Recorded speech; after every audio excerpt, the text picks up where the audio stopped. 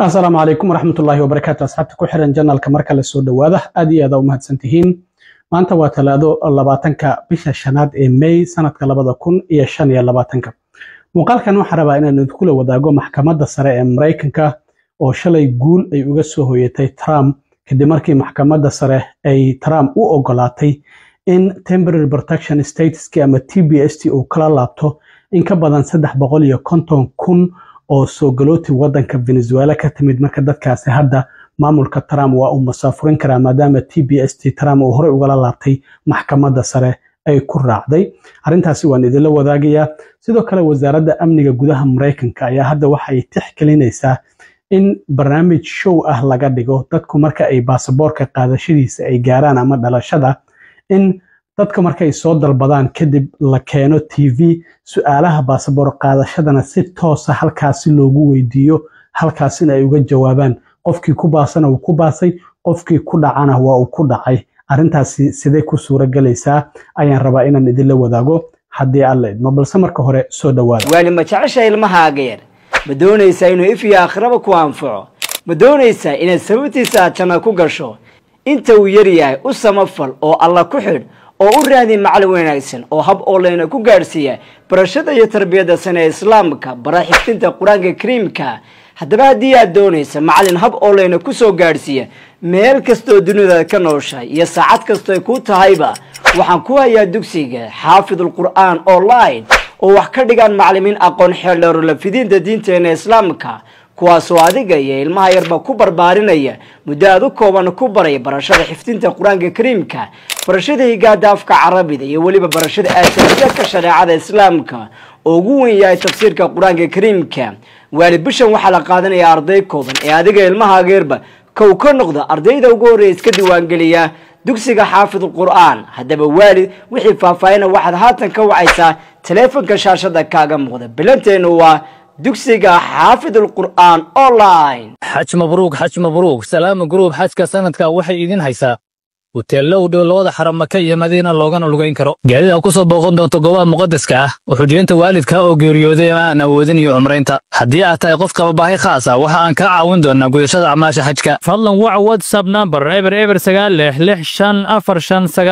96545928475 mahadsanidin. maxkamadda sare maamulka Trump waxa uga soo hoyatay guul weyn. maamulka Trump waxaan ognahay bishii February in ka badan 350,000 oo dadkii wadanka Venezuela ka yimid xilligii Biden oo madaxweynaha inuu wadanka soo galay oo TPS la siiyay ama temporary protection status oo qofka haddii TPS la siiyo wadanka waa uu ka shaqaysan karaa mana laga masaafurin karo. marka Trump markuu yimid waa uu kala laabtay. arrintii maxkamadda sare ayay gaartay oo dadka u dooda xuquuqda dadka soo galootiga ayaa arrintaasi maxkamadda sare u gudbiyay. haddaba shalay maxkamadda sare qoraal hal bog ka kooban ayay soo saareen waxayna Trump ay u ogolaadeen in laga qaado dadkaasi temporary protection statuski isla markaana waxa ay hadda diyaar u yihiin in xilligii uu rabo maamulku uu masaafurin karo.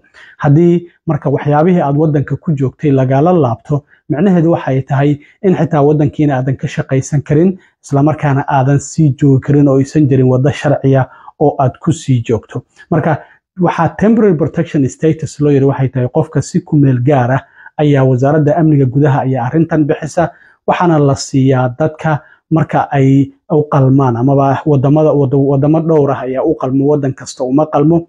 marka ilaa sanadkii 1990 waa la bixinayay qofka marka la siiyo isla markaana wadankii uu ka yimid haddii uu uga soo cararay dagaalo ama masiibooyin dabiici ah wadankaasi ka dhacay qofka waa loo ogolaadaa.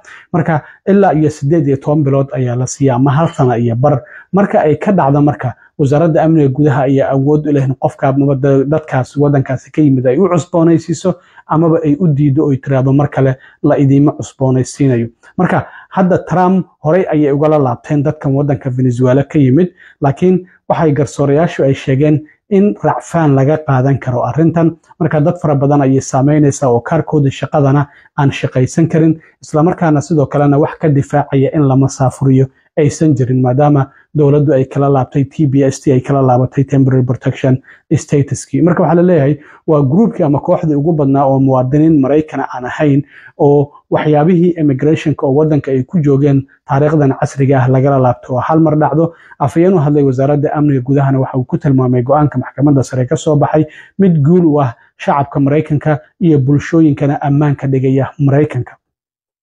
marka haddii temporary protection statuskaada lagala laabto micnaheedu waxay tahay wax sharciya oo aad wadanka ku joogtay ma jirto, isla markaana sidoo kale wax ka hor istaagaya in lagu masaafuriyo ma jirto. marka xilligii Biden ayaa Biden uu ogolaaday dadkan in uu siiyo temporary protection status sanadkii 2021 18 bilood ayaa la siiyey. Trump marka hadda waa uu kala laabtay. marka waxaa jirta wadooyin kale qofkii hadda asylum ayuu dalban karaa, laakiin suuragal ma tahay maamulka Trump asylumkii ma ka aqbalaya. marka waxaan ognahay jimcihii hadda in maxkamadda sare ay ka diiday maamulka Trump inuu adeegsado sharcigii xilliga dagaalada la adeegsan jiray ee Alien Enemy Act 1798 oo ah qarnigii 18aad. dad Venezuela oo ku xiran Texas ayuu doonayay sharcigaas isagoo adeegsanayo uu masaafuriyo.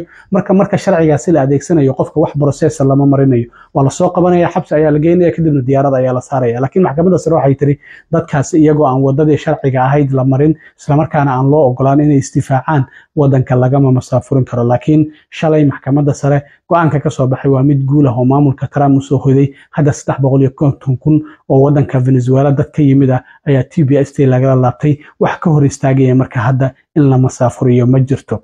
arrintaasina maxkamadda sare ayay shalay ka soo baxday sida waraaqdan halka buu ka kooban oo maxkamadda sare ay soo saartayba aad ka arkaysaan. dhinaca kale arrintan la yaabka leh, wasaaradda amniga gudaha Maraykanka ayaa hadda waxay qorsheynaysaa in reality show ama TV show laga dhigo marka qofku muwaadin uu noqonayo baasaboorka uu qaadanayo ama shahaadada dhalashada uu qaadanayo. in markii hore qofka waa la ballan ayaa loo qaban jiray xarun immigration ayuu tagi jiray, qof ayuu hor fariisi jiray, interview ayaa laga qaadi jiray Soomaa. hadda arrintaasi waa la bedelaya. applicationkaada markaad dirsato kadib ma dowladda iyada ayaa ku soo wacayso email ku dhahayso ma qaab random ah dadka lagu soo xulanaya. arrintaasi weli ma la shaacin, laakiin waxa la leeyahay bilow ayay u maraysaa wasaaradda amniga gudaha barnaamijkan ay tixgelinayso oo ah in reality show laga dhigo dadku marka ay baasaboorka ay qaadanayaan. marka haddii aad qaxooti ahaan ku timid luqadaada Englishka iska sii baro, waayo marka aad baasaboorka qaadanayso luqad Englishka ma aqaano suuragal ma noqonayso. marka afayeen u hadlay wasaaradda amniga gudaha ayaa waxa ay sheegtay ay ku qeexday arrintan hindisahan in ay tahay in loo dabaaldegayo qofku marka uu Maraykan noqonayo, macnaha shahaadada ayuu qaatay muwaadin Maraykan ayuu noqonayaa. sidaas darteed lama oga qaabka arrintan ay ku suuragelayso, laakiin wasaaradda amniga gudaha arrintan waa ay soo jeedisay oo waxa ay leedahay waxaan doonaynaa dadka in caalamka hortiisa iyo weliba shacabka Maraykanka hortooda la soo hor istaajiyo, su'aalihiina halkaasi lagu weydiiyo. markaasi kadib qofku haddii uu ku baaso su'aalahaasi waxay tahay in uu muwaadin Maraykan noqonayo, haddii uu ku dhacayna waa uu ku dhacay oo muwaadin Maraykan ma noqonayo. marka bal arrintaasi sidee ku suuragelaysaa ilaa hadda lama oga, laakiin wasaaradda amniga gudaha ayaa waxa la leeyahay arrintaasi waa ay tixgelinaysaa oo waxaa suuragal ah in barnaamijkaasi la bilaabo. marka siday ku suuragelisay ilaa hadda lama faahfaahin. waxa la leeyahay heerarkiisii ugu horeeyay ee bilowga ayuu marayaa. wasiirka amniga gudaha Kristen Omna waxay sheegtay arrintaasi inay soo dhaweynayso oo ay tahay arrin macquul ah in la sameeyo. waxyaabaha kale ee arrimahaasi ka soo kordhana waan idin la wadaagayaa haddii alla idin. aad iyo aad u mahadsantihiin asxaabi. intaan mar kale kulmi doono waa saaxiibkiin cilmi waro idin la sida iyo nabadgelyo.